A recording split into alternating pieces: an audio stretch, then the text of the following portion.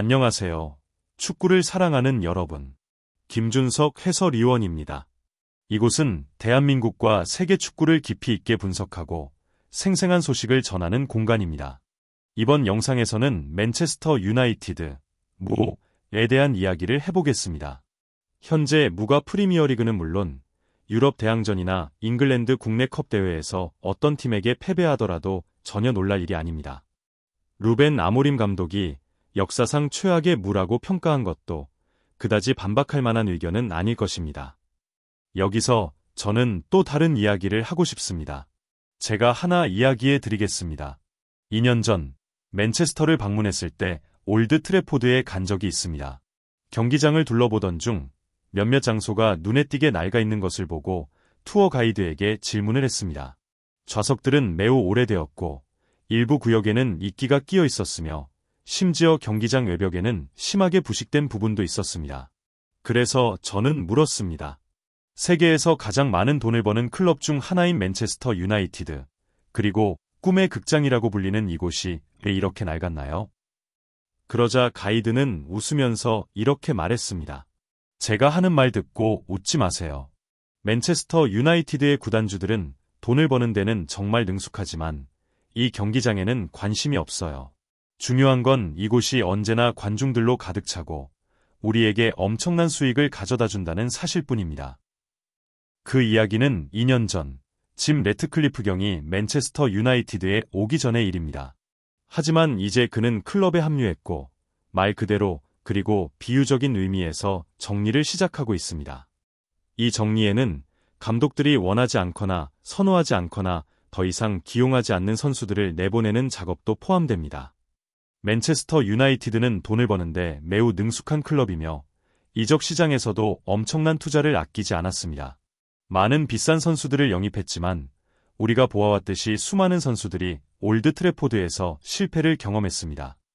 그들에게 있어 이곳은 꿈의 극장이 아니라 악몽의 극장이 되어버렸습니다. 그리고 이제 또 한 명의 선수가 맨체스터 유나이티드를 떠났습니다. 그는 바로 이 클럽의 유스 아카데미에서 성장하고 무의 유망주로 자라난 마커스 래시포드입니다.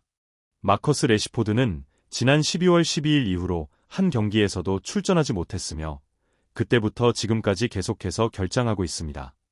루벤 아모림 감독은 래시포드의 불성실한 훈련 태도와 잦은 밤 문화 활동을 이유로 그를 스쿼드에서 제외했습니다. 많은 맨체스터 유나이티드 팬들에게 이는 큰 아쉬움으로 다가오고 있습니다. 현재 무는 뛰어난 공격수가 절실히 필요한 상황입니다. 라스무스 호일루는 기복이 심하며 대부분 기대 이하의 경기력을 보이고 있습니다. 크리스탈 팰리스와의 경기에서 루벤 아모림 감독은 아예 원톱 공격수 없이 경기를 운영했고 그 와중에도 래시포드는 벤치에서 경기를 지켜봐야 했습니다.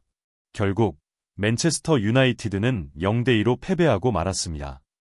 어떤 방법을 써도 마커스 래시포드는 이제 맨체스터 유나이티드의 계획에서 완전히 제외되었습니다. 현재 그는 에스턴 빌라로 이적하여 새로운 도전에 나섰습니다. 에스턴 빌라는 큰 야망을 품고 있습니다. 그들은 다음 시즌 챔피언스리그 진출을 위해 프리미어리그 톱4에 드는 것을 목표로 하고 있으며 또한 이번 시즌 챔피언스리그에서의 경쟁력을 높이기 위해 전력을 강화할 필요가 있습니다. 이제 에스턴 빌라 팬들이 올리 와킨스, 모건 로저스, 그리고 마커스 래시포드가 함께 공격진을 이끄는 모습을 보게 될 날이 현실이 되었습니다. 우나이 에메리는 매우 뛰어난 감독입니다. 한번 상상해 보세요. 그가 어떻게 올리 와킨스를 평범한 선수에서 프리미어리그 최고의 스트라이커 중 한 명으로 성장시켰는지를 말이죠. 모건 로저스 역시 짧은 시간 안에 에스턴 빌라에서 중요한 선수로 자리 잡았습니다. 이제 사람들은 마커스 래시포드가 이번 임대 계약에서 얼마나 성공할 수 있을지 기대하고 있습니다. 이번 임대 계약은 시즌이 끝날 때까지 지속되며 만약 모든 것이 순조롭게 진행된다면 에스턴 빌라는 4천만 파운드의 완전 이적 옵션을 발동하여 마커스 래시포드를 완전히 영입할 것입니다. 분명히 마커스 래시포드는 한때 훌륭한 선수였습니다. 영국에서는 그를 포스터보이라고 부르며 팀을 대표하는 상징적인 선수로 여겼습니다. 하지만 그는 에릭 텐 하흐 감독 시절부터 부진하기 시작했고 루벤 아모림 체제에서는 더욱 더 기량이 떨어졌습니다. 영국 언론에 따르면 이번 이적 시장에서 무려 30개 이상의 클럽이 마커스 레시포드의 임대 영입에 관심을 보였다고 합니다. 이는 그가 결코 평범한 선수가 아님을 증명하는 것입니다. 문제는 루벤 아모림 감독이 그를 제대로 활용하지 못했고 결국 그를 팀에서 밀어냈다는 점입니다. 영국 매체 별표 더선 별표에 따르면 잉글랜드 대표팀의 신임 감독인 토마스 투헬이 마커스 레시포드와 만남을 갖고 대화를 나눴다고 합니다. 투헬 감독은 레시포드에게 아스톤 빌라에서 좋은 활약을 펼친다면 다시 대표팀에 합류할 수 있을 것이라고 전했습니다. 2달 후 잉글랜드 대표팀은 2025년 첫 경기를 치르며 토마스 투헬 체제에서 새로운 출발을 하게 됩니다. 마커스 레시포드는 지금까지 잉글랜드 대표팀에서 60경기를 뛰며 17골을 기록했습니다. 그는 2016년에 대표팀에 데뷔했지만 이후 꾸준한 폼을 유지하지 못하며 유로 2024 명단에서 제외되었습니다. 따라서 아스톤 빌라로의 이적은 그에게 다시 한번 자신을 증명할 기회입니다. 그는 이번 기회를 통해 경기 감각을 되찾고 폼을 회복하며 다시 잉글랜드 대표팀에 복귀할 가능성을 높일 수 있습니다. 이것은 단순한 이적이 아니라 투자에 대한 이야기이기도 합니다.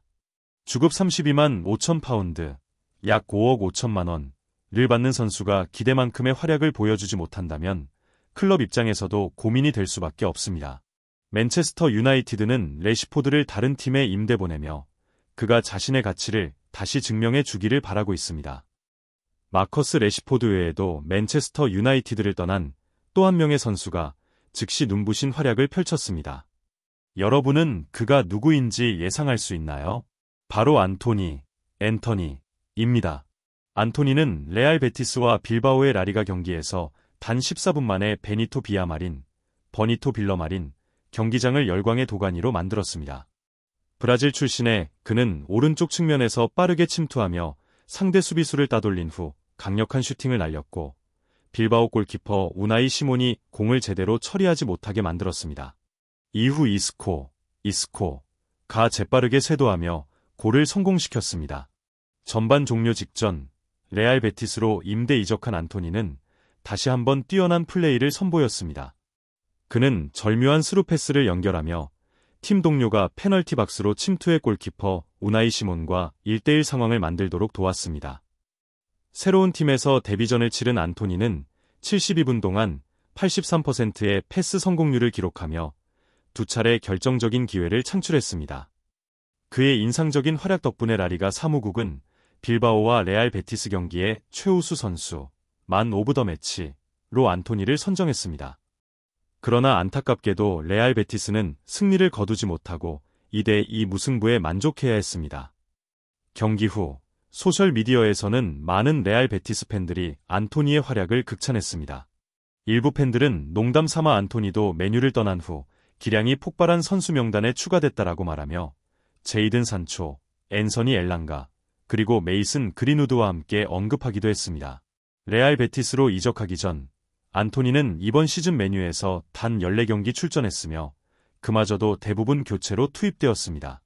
그는 리그컵에서 단 한 골을 기록하는 데 그쳤고 맨유 역사상 최악의 영입 중 한 명으로 평가받기도 했습니다. 맨체스터 유나이티드는 안토니를 영입하는데 무려 8,600만 파운드, 약 1조 4천억 원을 투자했지만 그는 고작 12골과 5개의 어시스트만을 기록했습니다. 흥미로운 점은 안토니가 맨유를 떠난 후 빛을 발한 유일한 사례가 아니라는 것입니다.